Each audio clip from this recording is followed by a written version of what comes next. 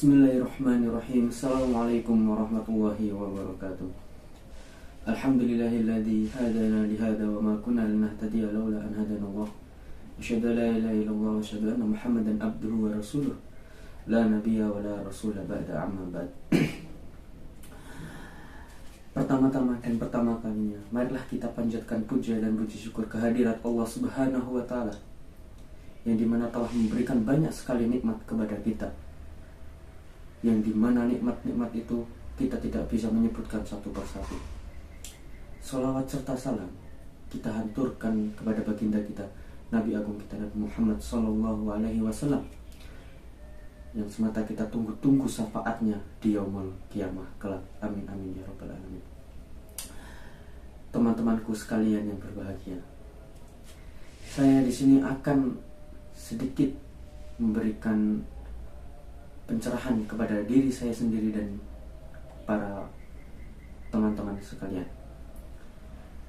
dengan bertemakan kematian. Mengapa sih semua orang itu takut akan kematian? Perlu kita garis besar atau kita garis bawahi bahwasanya kematian itu bukan untuk ditakuti, tetapi untuk mengingat bahwasanya setelah kematian itu ada hidup yang abadi. Allah Ta'ala berfirman, kullu nafsin dha'iqatul maut. Setiap yang bernyawa itu pasti akan merasakan mati. Dari ayat ini sudah dijelaskan bahwasanya semua yang bernyawa itu pasti akan mati, maupun itu tumbuhan atau yang lain, itu pasti akan merasakan mati. Maka dari itu kita itu harus menyiapkan amalan-amalan yang sudah kita lakukan. Apakah amalan ini baik atau apakah amalan ini buruk untuk diri kita? Karena sejatinya amalan itu adalah suatu bekal untuk kita menuju ke akhirat kelak. Maka dari itu, marilah kita senantiasa berperilaku baik dan rajin beribadah tentunya. Kenapa sih kita harus selalu rajin beribadah? Allah Ta'ala sudah berfirman, wa ma khalaqtul jinna insa illa liya'budun. Dan sudah aku ciptakan jin dan manusia kecuali untuk beribadah kepadaku. Dari ayat ini sudah dikutip bahwasanya kita, bahkan sampai jin atau makhluk hidup yang lain, itu selalu beribadah kepada Allah Subhanahu wa taala.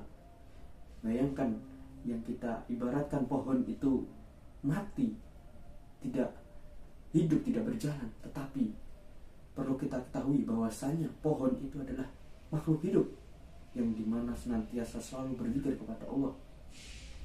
Maka dari itu, kematian ini kita harus selalu ingat bahwasanya kematian itu bukan untuk ditakuti, tetapi untuk mengingat bahwasanya ada kehidupan yang akan datang, dan di mana kehidupan itu adalah kehidupan yang kekal.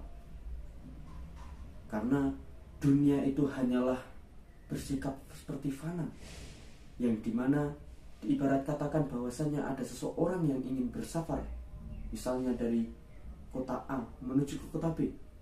Kemudian di tengah-tengah perjalanan sang sopir ini merasakan haus atau merasakan capek, maka dia akan berhenti sejenak di rest area, yang dimana kita ibaratkan rest area itu adalah dunia. Jadi kita harus memberikan suatu amalan apa yang kita sudah persiapkan, atau kalau di rest area kita itu ingin mau apa, mau membeli makanan atau membeli minuman atau beristirahat, maka kalau istilah orang Jawa, urip itu urip mung mampir ngombe. Nah, seperti itulah. Jadi kita semua berhenti sejenak di rest area, kemudian kita lanjutkan untuk menuju ke tujuan kita, yang dimana tujuan itu adalah akhirat kelak. Dan di akhirat itu kita dipertanyakan, kehidupanmu itu hanya untuk apa? kehidupanmu apakah sudah berguna untuk yang lain. Maka dari itu, sebelum kalian mati, bawalah 3 amalan, yang dimana amalan itu adalah amalan-amalan yang insya Allah sangat baik sekali. Yang pertama mungkin dari ilmu yang bermanfaat. Maka dari itu, kita selalu harus mengajarkan ilmu-ilmu yang kita punyai. Maka dari itu, seberapapun banyak ilmu kita, seberapapun sedikit, banyak ataupun sedikit ilmu yang kita miliki, maka kita harus wajib untuk mengajarkannya. Kelak ilmu yang kita ajarkan kemudian sang murid mengajarkan lagi, insya Allah ilmu itu akan berbalik kepada kita. Sebaliknya, jika kita mengajarkan suatu hal yang buruk, maka amalan buruklah yang akan menimpa kepada kita. Teman-temanku sekalian, kematian itu adalah hal yang dimana perlu kita ketahui, bahwasanya jika ada seseorang yang meninggal di suatu kampung, itu kita harus segera memuliakan jenazahnya. Ketika kita tidak memuliakan jenazahnya atau tidak merawat jenazahnya, itu seperti saja kita mendapatkan dosa satu kampung. Maka dari itu, ketika ada orang yang meninggal, kita harus segera memuliakan orang yang meninggal itu. Seperti apa? Seperti memandikan, kemudian menyolatkan dan membawanya ke liang lahat. Maka dari itulah kita harus senantiasa mengingat bahwasanya muslim satu dengan muslim yang lain itu adalah saudara, tidak memandang ras, tidak memandang suku. Maka dari itu, kita itu umat muslim bisa diibaratkan seperti halnya kapal yang berlayar di lautan. Jika ada satu yang melubangi kapal tersebut, maka kita akan terkena. Maka dari itu, kita sebagai umat muslim harus selalu untuk berbuat baik. Untuk apa sih kita harus berbuat baik? Karena sejatinya perbuatan-perbuatan kita di dunia akan dipertimbangkan di akhirat kelak, yang dimana ketika waktu penghisaban kita akan ditanya oleh Allah Subhanahu wa Ta'ala, apakah ketika kamu hidup itu memberi kebaikan kepada orang lain, ataukah malah sebaliknya? Maka dari itu, kita harus selalu senantiasa berbuat baik.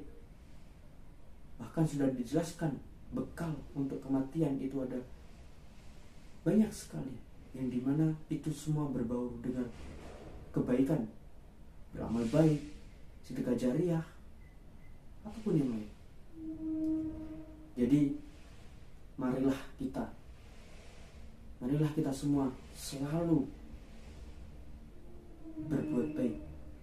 Kelak perbuatan baik itu akan menolong kita di hari penghisaban tersebut. Mungkin itu saja dari saya yang bisa saya sampaikan. Jika ada tutur kata yang salah, mohon dimaafkan, karena sejatinya kebenaran itu hanya milik Allah, dan jika ada salah itu datangnya dari syaitan. Akhir kalam, syukron kasiron. Assalamualaikum warahmatullahi wabarakatuh.